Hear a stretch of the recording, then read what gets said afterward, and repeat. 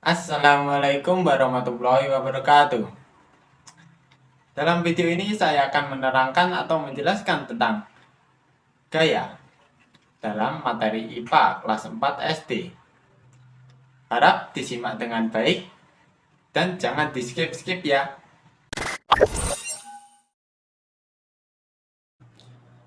Pembahasan yang pertama adalah pengertian gaya. Sebelum masuk dalam pembahasan pengertian gaya, kamu pasti pernah mendengar atau bahkan mengucapkan kata gaya. Misal, setiap bintang film memiliki gaya rambut dan pakaian yang berbeda-beda. Namun, arti gaya yang kita maksud dalam pembahasan kali ini bukanlah hal-hal yang seperti model rambut, model pakaian, dan lain sebagainya. Melainkan, di sini kita akan mempelajari gaya dalam pelajaran ilmu pengetahuan alam atau biasa kita sebut dengan IPA. Arti gaya dalam kehidupan sehari-hari berbeda dengan gaya dalam pelajaran IPA. Di dalam IPA, gaya sering diartikan sebagai dorongan atau tarikan.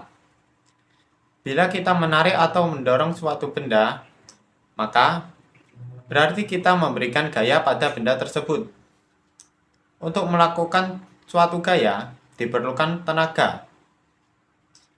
Gaya tidak dapat dilihat, tetapi pengaruhnya dapat kita rasakan.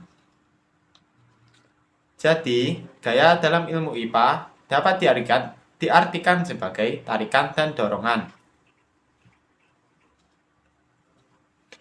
Gaya ada yang kuat dan ada pula yang lemah. Makin besar gaya yang dilakukan, makin besar pula tenaga yang diperlukan. Besar gaya dapat diukur dengan alat yang disebut dinamometer. Satuan gaya dinyatakan dalam bentuk Newton. Gaya juga dapat memengaruhi gerak dan bentuk benda.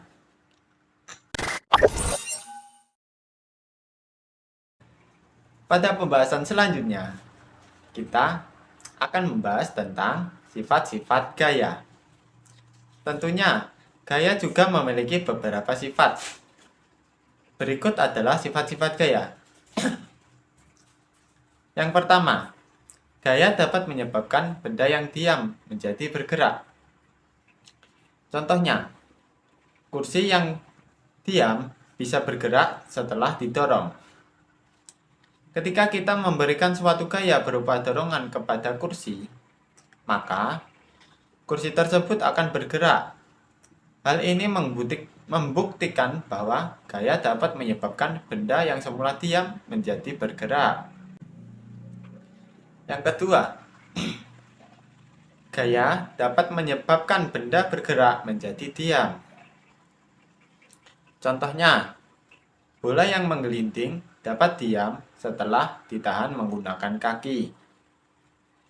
Bila terdapat bola yang menggelinding, lalu kita menahan bola tersebut dengan memberikan gaya untuk memberhentikan bola tersebut, maka bola yang semula menggelinding akan berhenti. Hal ini menunjukkan bahwa gaya dapat menyebabkan benda yang awalnya bergerak dapat menjadi diam. Yang ketiga adalah gaya dapat menyebabkan perubahan arah benda. Contohnya, bola basket yang dibantulkan ke dinding akan memantul berubah arah setelah membentur dinding. Bila kita melempar bola basket ke arah dinding, maka bola tersebut akan memantul dan merubah arah gerakannya karena gaya mendorong bola basket sampai memantul sehingga berubah arah. Hal ini menunjukkan bahwa gaya dapat menyebabkan perubahan arah benda. Yang keempat adalah gaya dapat mengubah kecepatan gerak benda. Contohnya, mobil yang melaju lambat bisa bergerak semakin cepat setelah pengemudi menambah gas. Ketika kita sedang berkendara dengan kecepatan pelan dan tiba-tiba kita menambah kecepatan mobil dengan menambah gas, maka mesin dari mobil tersebut akan memberikan gaya yang lebih besar kepada mobil, sehingga kecepatan mobil bertambah semakin cepat. Hal ini menunjukkan bahwa gaya dapat mengubah kecepatan gerak benda. Yang terakhir, gaya dapat mengubah bentuk benda. Contohnya, bola plastik akan berubah bentuk setelah diinjak.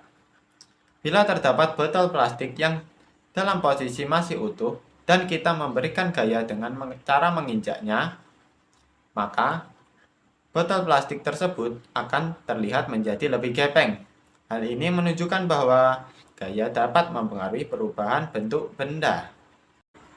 Baik, cukup sekian pembahasan mengenai materi gaya dari saya.